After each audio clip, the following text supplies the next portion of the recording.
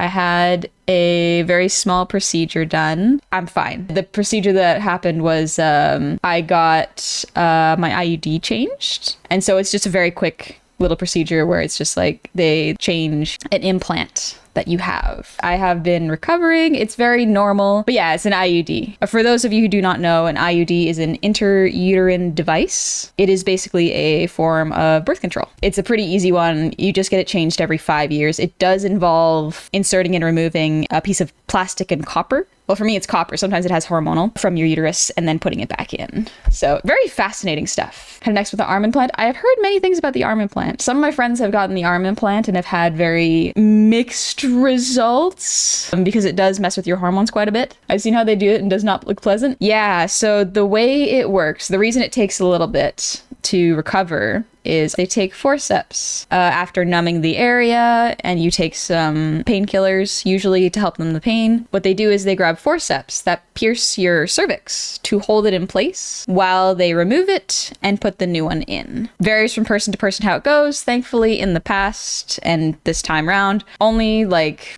a couple minutes of strong cramping and then I was fine, and it's just I have to recover as it bleeds for the next couple days. The whole cervix? Yeah, so if you don't know what forceps look like, they are kind of like tongs with little needles at the end that just hold it in place. Because if you don't hold it in place, the cervix, you can't really put the device in properly. So that's pretty much what happens. It sounds rough. Yeah, for some people it is absolutely rough. For me, because I know that I have ADHD, it's just something that like, if it ever comes up, I don't want to have to worry about it. In order for it to come up, I would have to go outside, but hey, it's one of those things where I'm like, I know I don't want to have kids, so I might as well just do this and not think about it for the next 5 years. Better safe than sorry. Exactly. It's like a preventative thing where it's like, I'd rather not have to worry about this. So we're just taking it As a easy man today. who's allergic to condoms, IUDs are a blessing.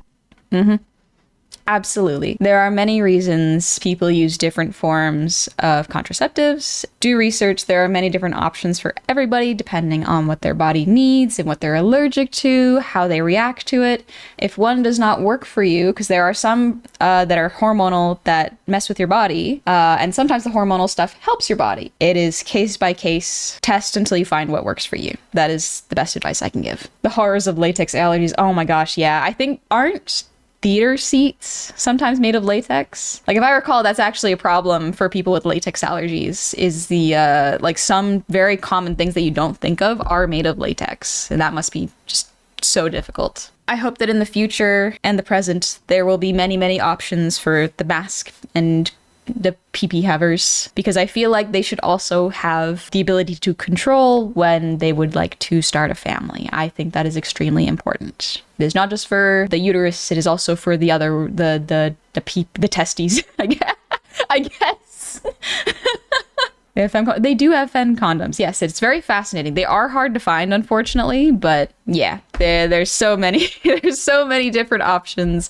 I hope that they continue to expand the options available to everyone. Is there a pill for guys yet? There was at one point. The downside is, as far as I remember, it was discontinued because of the side effects, which is frustrating because the side effects for femme contraceptive pills was not discontinued despite the side effects. It's like, medical sexism. Where does it start and end sort of things. Male injection shots and yeah, exactly. There's also ones where it's like, genuinely, some of it just did not work. That is absolutely a case too, where it's like sometimes things just actually don't work. And sometimes there is an element of medical sexism. Sometimes there is not enough research, not enough funding for projects. It is a fascinating realm of study, the medical research field. And I am not equipped enough to really speak on it because I am not working in the medical field. Like straight up, I am not a doctor.